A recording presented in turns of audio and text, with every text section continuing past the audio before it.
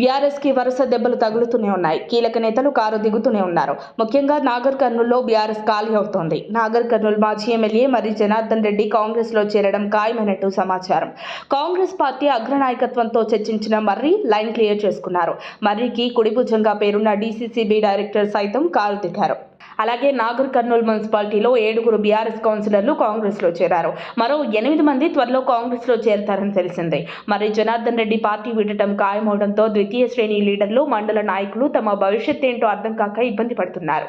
నాగర్ కర్నూల్ మున్సిపాలిటీలో బీఆర్ఎస్ కు చెందిన సుమారు 10 మంది కౌన్సిలర్లు కాంగ్రెస్ లో చేరేందుకు సిద్ధంగా ఉన్నా వీరిలో కొందరిని చేర్చుకోవడానికి ఎమ్మెల్సీ దామోదర్ రెడ్డి అంగీకరించడం లేదని టాక్.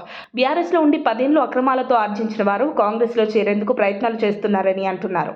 అలాగే 5 ఎంపీపీల్లో అందరూ కాంగ్రెస్ లోకి వెళ్తారని చర్చ మొదలైంది. మాజీ ఎమ్మెల్యే మర్రి తను కాంగ్రెస్ లో చేరుతుండటంతో నాగర్ కర్నూల్లో కారు పార్టీకి బలమైన నేత లేకుండా పోయారు. మరి జనార్దన్ రెడ్డి 2012లో రేవంత్ రెడ్డి నాయకత్వంలో టీడీపీలో చేరి నాగర్ కర్నూల్ ఉప ఎన్నికల్లో పోటీ చేసి ఓడిపోయారు. ఆ తర్వాత బీఆర్ఎస్ లో చేరి 2014, 2018 అసెంబ్లీ ఎన్నికల్లో గెలిచారు. జిల్లాలోని మెజార్టీ గ్రామ పంచాయతీలు, మండల పరిషత్లు, జెడ్పీటీసీలు, మున్సిపాలిటీలు దక్కించుకున్నారు. కేటీఆర్ తో ఉన్న చనువుతో జిల్లాలో ఆధిపత్యం చెలాయించారు. ఇక కాంగ్రెస్ లో చేరి మల్కాజ్గిరి పార్లమెంటు నుంచి పోటీ చేసేందుకు ప్రయత్నాలు ప్రారంభించిన మర్రి జనార్దన్ రెడ్డి ఇప్పటికే కాంగ్రెస్ అగ్రనాయకులతో చర్చించినట్లు సమాచారం.